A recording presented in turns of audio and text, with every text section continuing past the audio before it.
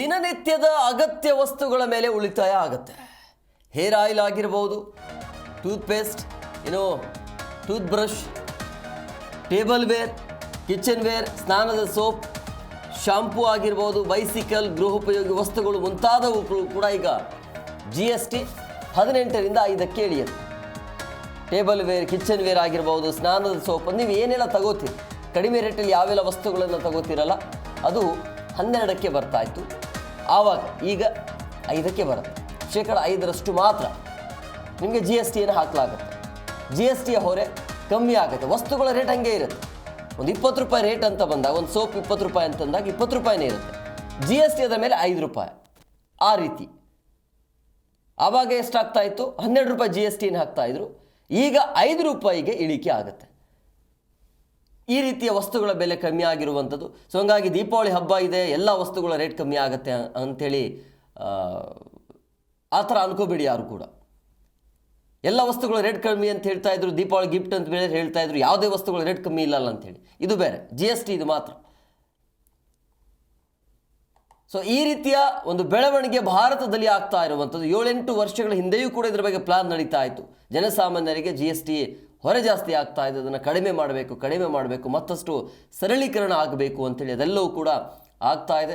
ಯಾಕೆ ಅಂತ ಹೇಳಿದರೆ, ಇದೆಲ್ಲವೂ ಯಾಕೆ ಪ್ರಯತ್ನ ಆಗ್ತಾ ಇದೆ ಅಂತ ಹೇಳಿದರೆ, ಅಮೇರಿಕಕ್ಕೆ ಸೆಡ್ಡು ಹೊಡೆಯೋದಕ್ಕೆ. ಅಮೇರಿಕ ಶೇಕಡ 50ರಷ್ಟು ತೆರಿಗೆಯನ್ನು ವಿಧಿಸಿರುವಂಥದ್ದು. ಸೊ ನಮ್ಮಲ್ಲೇ ಉತ್ಪಾದನೆ ಆಗಬೇಕು ಅಂಥೇಳಿ, ನಾವೇ ಉದ್ಯಮಿಗಳಾಗಬೇಕು, ಉತ್ಪಾದನೆ ಜಾಸ್ತಿ ಇರಬೇಕು, ಗ್ರಾಹಕರ ಸಂಖ್ಯೆ ಜಾಸ್ತಿ ಇರಬೇಕು. ಸೊ ಹಾಗಾಗಿ ಈ ರೀತಿಯ ಲೆಕ್ಕಾಚಾರಗಳು ಆರಂಭದಲ್ಲಿ ಪ್ರಧಾನಿ ನರೇಂದ್ರ ಮೋದಿ ಅವರೇ ಹೇಳಿದ್ದು.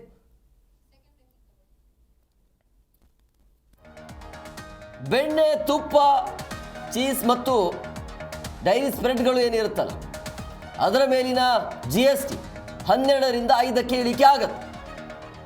ಪಾತ್ರೆಗಳ ಮೇಲಿನ GST 12ರಿಂದ 5ಕ್ಕೆ ಬರುತ್ತೆ.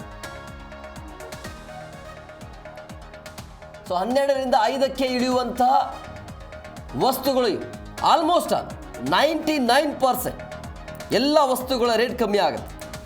GST ರೇಟ್, ಎಲ್ಲ ವಸ್ತುಗಳ GST ರೇಟ್ ಕಮ್ಮಿ ಆಗುತ್ತೆ. ಆಮೇಲೆ ಈ ಕಾರಿನ ರೇಟ್ ಏನು ಇರ್ತಿತ್ತಲ್ಲ, ಭಾಳಷ್ಟು ವಿಪರೀತವಾಗಿ ಕಾರಿನ ರೇಟ್ ಕೂಡ ಇರ್ತಾ ಇತ್ತು, ಅದರ ರೇಟ್ ಕೂಡ ಕಮ್ಮಿ ಆಗುತ್ತೆ. ಅದಕ್ಕೆ ನೋಡಿ 28% ಇದ್ದಿದ್ದು 12ಕ್ಕೆ ಬರ್ತಾ ಇತ್ತು, ದುಬಾರಿ ಬೆಲೆಗಳು. ಆಮೇಲೆ ಇನ್ನು 40ರಷ್ಟು ತೆರಿಗೆ ಕೂಡ ಇರುತ್ತೆ.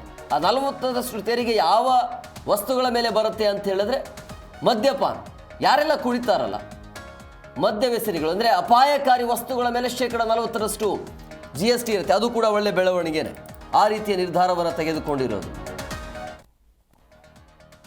ಸೊ ಈ ರೀತಿಯ ಒಂದು GST ಬದಲಾವಣೆ ಆಗ್ತಾ ಇರುವಂಥದ್ದು. ದೀಪಾವಳಿ ಬರ್ತಾ ಇದೆ, ದಸರಾ ದೀಪಾವಳಿ ಗಿಫ್ಟ್ ಇದು.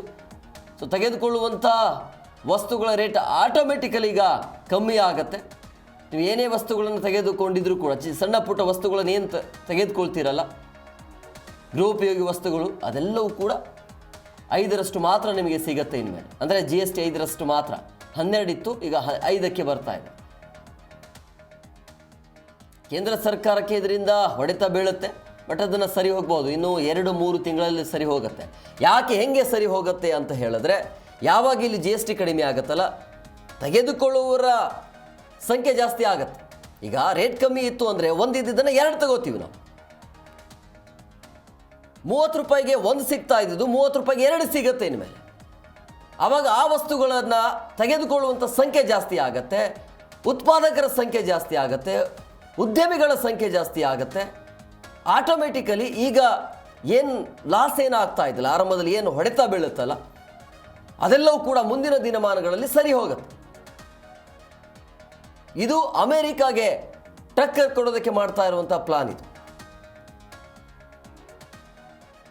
ಮಧ್ಯಮ ವರ್ಗಕ್ಕೆ ಮೋದಿ ಕಡೆಯಿಂದ ಸಿಗ್ತಾ ಇರುವಂಥ ದೀಪಾವಳಿಯ ಗಿಫ್ಟ್, ಮಧ್ಯಮ ವರ್ಗ, ರೈತರಿಗೆ, ಪ್ರತಿಯೊಬ್ಬರಿಗೂ ಕೂಡ, ಪ್ರತಿಯೊಬ್ಬ ಜನಸಾಮಾನ್ಯರಿಗೂ ಕೂಡ ಸಿಹಿ ಸುದ್ದಿನೇ ಇದು. ದೀಪಾವಳಿಯ ಗಿಫ್ಟೇ ಇದು, ದಸರಾ ಗಿಫ್ಟೇ ಇದು. ಏನೇ ತಗೊಂಡ್ರೂ ಕೂಡ ನೀವು ಶೇಕಡ 5 ಮತ್ತು 12ರಷ್ಟು ಮಾತ್ರ ನಿಮಗೆ. 12 ಇದ್ದಿದ್ದು 5 ಆಗುತ್ತೆ, 18ಕ್ಕೆ ಮಾತ್ರ. ಅಂದರೆ 18 ಯಾವುದ್ರ ಬರುತ್ತೆ? ದುಬಾರಿ ವಸ್ತು, ಕಾರುಗಳು, ಫ್ರಿಡ್ಜ್ಗಳು, ಇಂಥ ವಸ್ತುಗಳು 18ಕ್ಕೆ ಬರುತ್ತೆ.